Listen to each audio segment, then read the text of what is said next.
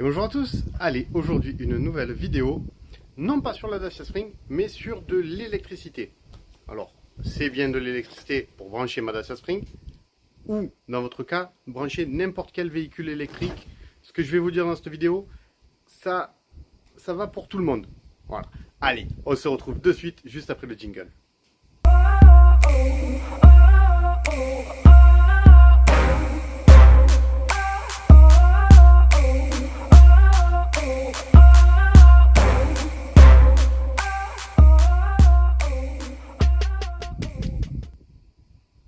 Alors, comme je vous l'expliquais juste avant, aujourd'hui, je vais vous faire un petit tuto, vous l'appellerez un petit peu comme vous voulez, sur de l'électricité. Alors, dans mon cas, j'ai un problème, c'est que, comme vous le savez déjà, à la fin de la semaine, je monte dans les Alpes. Et dans les Alpes, je n'ai pas une prise à l'extérieur pour brancher mon véhicule. Donc, il va falloir que je mette une rallonge. Et je me suis renseigné vraiment de tous les côtés, ce qui était possible de faire ou pas, parce que les concessionnaires disent qu'il ne faut pas mettre de rallonge, et maintenant je sais pourquoi. Tout simplement parce que la rallonge qui est vendue dans le commerce n'est pas compatible avec nos véhicules, n'est pas compatible avec la puissance que tirent nos véhicules. Donc, j'ai décidé de vous faire un petit tuto. Alors moi, je vais le faire parce que j'en ai pas trouvé dans le commerce comme je le souhaitais. Et vous verrez que le câble que j'utilise, c'est de la récup parce que le câble, il y avait une rupture. Alors je ne sais pas pourquoi. Est-ce que c'est valable que chez moi ou est-ce que c'est partout en France? Sur la couleur noire, sur le câble noir, moi je le voulais noir. Et en magasin, il n'y avait que du blanc. Bon, donc au bout d'un moment, j'en ai eu marre de chercher. J'ai fait de la récup. Et donc aujourd'hui, nous allons faire une rallonge de 20 mètres, étanche, 16 ampères pour pouvoir charger nos véhicules électriques. Bien sûr, vous le savez déjà, le câble d'origine fait 6,50 m. Alors c'est valable sur la Dacia Spring, je ne connais pas les longueurs des câbles des autres véhicules, mais 6,50 m c'est bien, mais des fois on peut avoir besoin de plus. Et la section de ce câble, il faut qu'elle soit assez conséquente pour pouvoir charger et tenir sur la durée. Parce que le problème de nos véhicules électriques, c'est pas comme quand on utilise une perceuse où ça chauffe juste 3 minutes. Là, il y en a besoin de puissance pendant plusieurs heures. Je vais recharger moi sur une prise domestique, donc sur une prise 16 ampères. Et il faut que quand ma voiture elle va charger très vraisemblablement pendant 12, 13, 14 heures, il ne faut pas que ce câble chauffe. Et donc c'est pour ça qu'il faut une section assez conséquente. Il faut du 2,5 mm² de section de câble. Et donc là on va utiliser tout simplement du 3G 2,5 pour pouvoir faire cette vidéo. Ce que je vous propose, c'est de passer de suite à la pratique et de monter cette rallonge avec ses prises étanches bien entendu.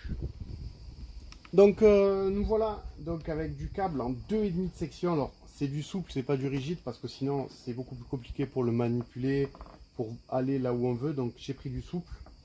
Comme je vous l'ai dit, bon moi c'est de la récup, de toute façon ça se voit sur le câble. Donc normalement c'est écrit, mais là je crois qu'il est trop vieux pour que ça se voie. Normalement c'est écrit 3G 2,5 mm². C'est la section du cuivre qui se trouve ici. Et nous allons utiliser donc des prises. Le grand, alors moi là-dessus, je rigole pas parce que les sous-marques, ça va bien, mais jamais en fait. Vaut mieux mettre de la qualité. Alors bon, moi j'ai pris le grand. Après, je fais pas de la pub pour le grand. Si vous voulez utiliser du Schneider ou n'importe quel autre, mais prenez de la marque. Franchement, prenez de la marque parce que c'est de la qualité et à l'intérieur les matériaux sont beaucoup plus costauds et surtout que là on va tirer beaucoup de courant sur ce câble et sur cette prise. Donc voilà. Alors moi dans un souci j'avais pas trop le temps, comme vous le savez, par rapport à mon travail, tout ça, j'utilise beaucoup internet et donc j'ai pris ces prises sur Amazon. Je vous retrouverai les liens bien sûr en description. Alors Et je vous explique. Alors pourquoi j'ai pris une prise étanche et fermée? Vous allez me dire c'est bête parce que quand on rebranche la voiture, ça sera ouvert. Oui, mais celle qui se ferme était moins chère que celle qui se fermait pas. Donc, bah, je suis allé prendre celle-là. Il y avait 1 euro ou 2 euros d'écart seulement. Mais du coup, je me suis dit tant qu'à faire. Si jamais on la ferme, elle est IP44 une fois fermée. Bon, si jamais, voilà. Mais au moins je l'ai. Donc, ce qu'on va faire ensemble, c'est qu'en fait, on va monter tout ça là-dessus. Donc, une prise d'un côté, une prise de l'autre. Et comme ça, on pourra recharger tout type de véhicule électrique. Pourquoi il a tourné ce con?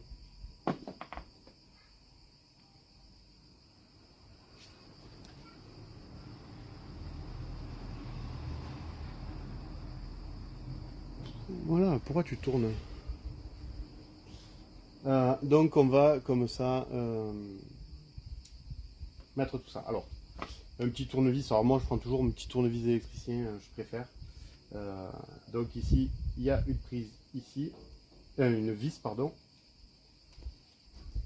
Et ensuite, ça s'enlève. Tout simplement, il va falloir passer le câble ici. Un petit peu en force. C'est du caoutchouc souple, enfin souple mais il a ses limites. Voilà, et là en fait, vous pouvez voir que c'est presque étanche quand même. C'est plutôt pas trop mal. Et on va refaire les petites connectiques assez proprement pour pouvoir les brancher. Petite précision, lorsqu'on va serrer les cosses, il faut vraiment les serrer. Alors, moi je ne suis pas forcément partisan de la cosse, mais certains électriciens ou autres vous diront que vaut mieux mettre une cosse, que c'est plus résistant, ou de souder, de mettre de l'étain pour que ça devienne vraiment rigide. Moi je ne suis pas forcément convaincu, donc c'est pour ça que moi je le fais pas. Mais ce n'est qu'un choix de couleur, on va dire. Hein, c'est comme les couleurs et les goûts de chacun.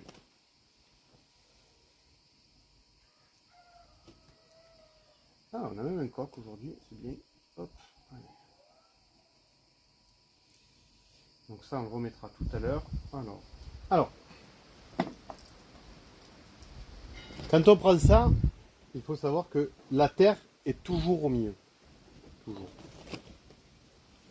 Ensuite, la phase et le neutre, c'est, j'ai envie de dire, on s'en fout un peu. Parce que c'est du courant alternatif.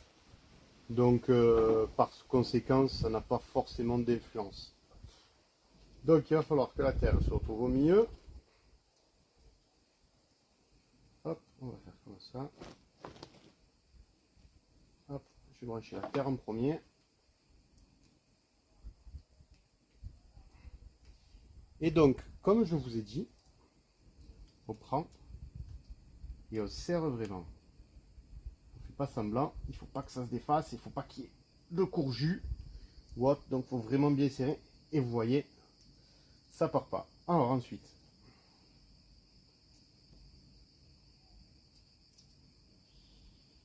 on va... Donc on fait un truc assez propre qui peut rentrer facilement. On le ramène un maximum à l'intérieur. Vous voyez, il n'y a plus de jour. Et on serre fortement.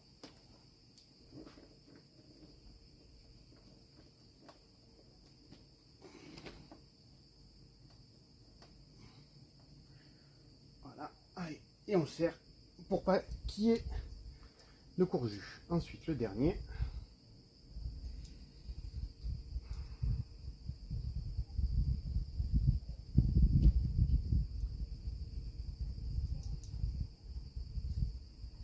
Et pareil.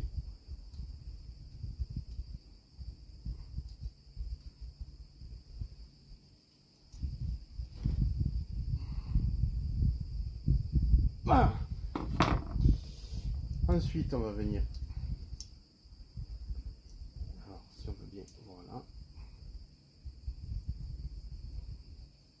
Alors, on met tout ça, on appuie un peu pour pas que ça bouge. Déjà un peu bougé.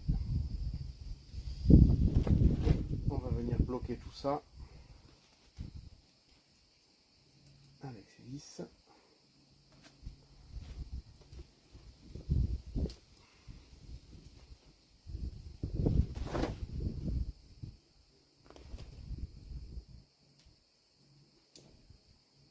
Et pareil, hein, on n'hésite pas à le serrer.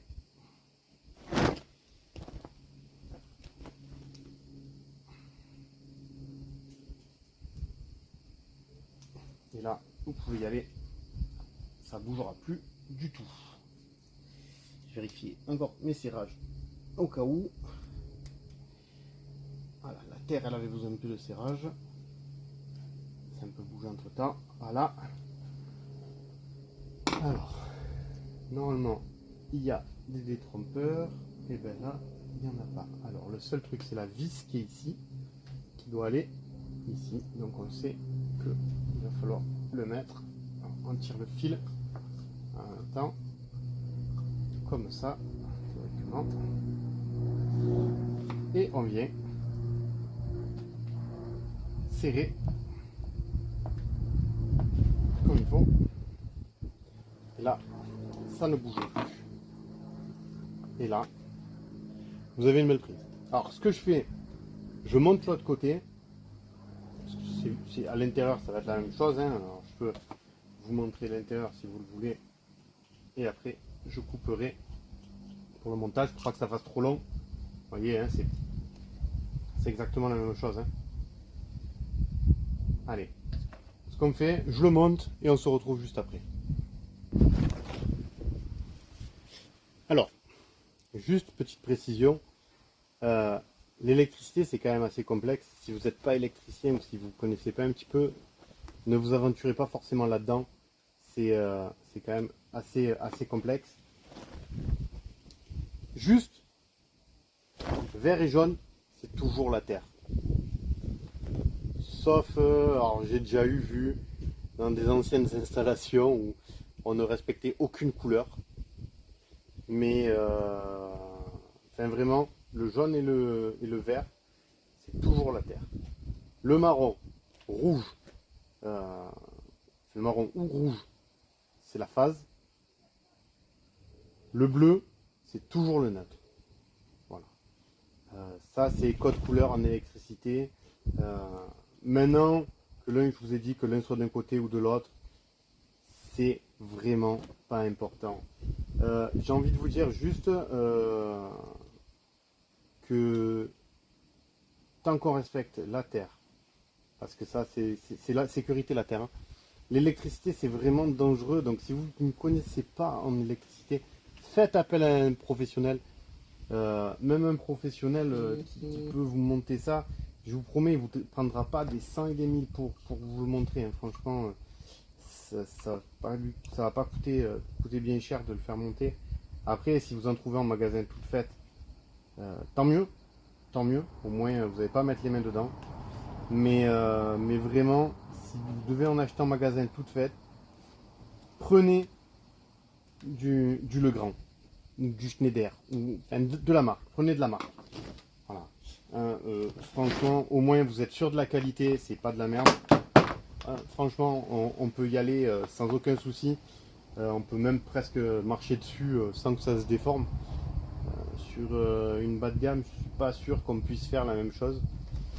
Et surtout, enfin, CE, norme européenne. Au moins, on est tranquille. Vous voyez, c'est même marqué NF, norme française. Après, voilà, enfin, 16 ampères, 230 volts, 3680 watts, 3,6 kg. Ça tombe bien, nous, on ne les dépasse pas. Donc c'est pour ça que n'hésitez pas à prendre de la qualité et surtout la section du câble 2,5. Là, du coup, je viens de vous faire une rallonge. Bon, hein, on peut voir, hein. Donc là, ici, on retrouve la terre, la phase, le neutre ou l'inverse. Et là, pareil. Et là, en plus, ben, c'est IP44. C'est-à-dire que ça peut prendre la pluie, ça ne risque rien. Voilà aussi pourquoi je vous ai demandé de prendre des Legrand et de prendre de l'IP en 16 ampères parce que franchement, c'est vraiment, vraiment important. La sécurité, il ne faut pas jouer avec. Et voilà, enfin, franchement, oubliez les sous-marques, tout ça. Et c'est pour ça que sur Internet, on trouve que du 3G 1.5,5. Et le 1.5,5, ça fait petit quand même. Ça fait petit. Avec ça, moi, je voulais vous parler de ça. Alors, ceux qui connaîtront pourront bien sûr en parler en commentaire. Mais quand on a une voiture électrique, je pense que c'est bien d'avoir ça. Bon, moi, ça fait très longtemps que je l'ai, ça fait des années même. Ça, c'est une prise 16 ampères IP44 qui en fait servent pour les caravanes. On peut tirer dessus beaucoup plus en puissance qu'une prise basique. D'ailleurs, si vous avez l'opportunité de monter une rallonge directement comme ça, c'est encore mieux. Si vous avez l'opportunité de la monter comme ça ou en 32 avec du câble en 4 mm², c'est encore mieux. Et voilà. Là, j'ai fait 20 mètres parce que tout simplement, je ne veux pas aller au-delà des 20 mètres. Parce que à partir d'une certaine distance, il faut augmenter la section du câble. Et j'ai envie de dire, j'ai pas envie de passer en 4 carrés. Donc c'est pour ça que je suis resté en 2,5. Donc là, nous avons pareil. Hein. Alors ça, c'est la même que ça. C'est son ancêtre. Hein. C'est du Legrand aussi. Non, c'est pas marqué, mais je les reconnais. Hein. J'en ai dans mon garage. Je les connais. C'est l'ancêtre. Il y a la petite gorge pour faire l'étanchéité. Et d'ailleurs, si je fais ça, hop, voyez, c'est presque étanche. Donc c'est pareil. C'est toujours pareil. C'est pas, on peut pas le mettre sous l'eau. C'est vraiment étanche à la pluie, seulement à la pluie. Donc c'est pour ça que je voulais aussi en parler. Et en fait, ça permet de pouvoir se brancher sur une borne de, alors, on appelle ça des bornes forains, mais pour les camping-cars ou tout ça. Et au moins vous pouvez vous brancher la voiture si jamais vous avez besoin. Voilà. Voilà, maintenant vous savez comment faire. Mais vraiment, j'insiste, si vous n'avez pas les compétences, si vous n'y connaissez pas grand-chose en électricité, faites-le faire. Et ou alors essayez d'aller chez des marchands de produits électriques en leur demandant des rallonges, mais j'insiste bien, 3G 2,5 mm², maximum, allez, 25 mètres, maximum 25 mètres, mais pas plus. Ou sinon, au-delà, on passe, faut augmenter la section. Franchement, faut pas jouer avec l'électricité, ça fait d'énormes dégâts. On en connaît tous dans notre entourage où il y a eu des problèmes. Et vraiment, ne jouez pas avec l'électricité. Je vous montre cette vidéo justement pour vous dire, il ne faut pas utiliser les rallonges du commerce qui sont beaucoup trop faibles en section. C'est pour ça qu'en concession, on nous dit de ne pas utiliser de rallonge. Donc, moi je vous dis, on peut, sous condition de respecter certaines normes, sinon votre assurance ne fonctionnera pas. Voilà pourquoi je voulais vous montrer cette vidéo. Voilà pourquoi je voulais montrer tout ce que j'ai acheté ou ce que j'ai réutilisé pour faire cette vidéo. Mais vraiment, du 3G 2.5,5 et des prises de marque. Vraiment, j'insiste, de marque parce que je sais pas comment, j'ai jamais eu confiance dans tout ce qui est sous-marque et compagnie. Surtout quand on touche à des pièces de sécurité telles que l'électricité. Alors moi, chez moi, je suis en train de tout refaire depuis des années. Et il n'y a que du Legrand, du Lexman, du Schneider. Rien d'autre. J'ai rien mis d'autre parce que je veux la qualité avant tout et j'ai pas envie d'avoir un problème ou autre. Voilà. Vous savez tout sur l'électricité. Moi, j'en avais besoin de toute façon de le faire pour monter à Saint-Véran, pour pouvoir recharger ma voiture dans la maison. C'est une grande maison où il y a plusieurs copropriétaires. Et il n'y a pas de garage, il n'y a pas de prise extérieure. Enfin, de toute façon, à 2000 mètres d'altitude, une prise extérieure, elle s'abîmerait beaucoup plus vite entre le soleil, la neige, les froids assez extrêmes l'hiver. Ça descend à moins 20. Et l'été, bah, là en ce moment, ça monte aussi comme chez nous. Hein, ils passent aussi des épisodes caniculaires. Même en mettant des prises étanches Legrand, alors peut-être qu'à terme je le ferai, j'en mettrai une, mais de toute façon ça sera jamais à côté de là où je me gare. Donc il me fallait une petite rallonge, vraiment voilà. Alors si vous voulez, je sais que on m'a posé la question plusieurs fois, vraiment sur cette chaîne. Si vous voulez tirer des longueurs plus grosses, moi je dis pas de problème, mais faites poser une prise à la limite 32 ampères. Allez, une 16 ou 32 ampères, vraiment. Et partez sur du 4 mm pour tirer des longueurs. J'irai jusqu'à 100 mètres, c'est bien 100 mètres.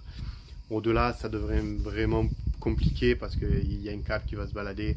Ça devient même dangereux pour les gens sur des longueurs trop grandes. Mais vraiment, c'est pour ça que je vous tenais à vous le dire. Faites vraiment, vraiment attention avec l'électricité. Ce n'est pas un jouet, c'est vraiment dangereux. C'est pour ça que j'ai voulu vous montrer tout ça. Je me répète encore et encore, mais parce que je pars du principe qu'il ne faut vraiment pas jouer avec la sécurité. Un feu, c'est très vite parti. On en connaît les conséquences en ce moment, entre les voitures qui brûlent, les gens qui mettent le feu, les mégots par la fenêtre. Un feu est très vite parti, il peut aussi partir de l'électricité. Alors c'est pour ça qu'on ne joue pas, on fait de la sécurité une priorité, on utilise des marques et une section adaptée. Voilà. Merci pour cette vidéo, merci pour l'avoir regardé jusqu'à la fin. Et moi je vous dis à bientôt dans une autre vidéo. Ciao, bye bye.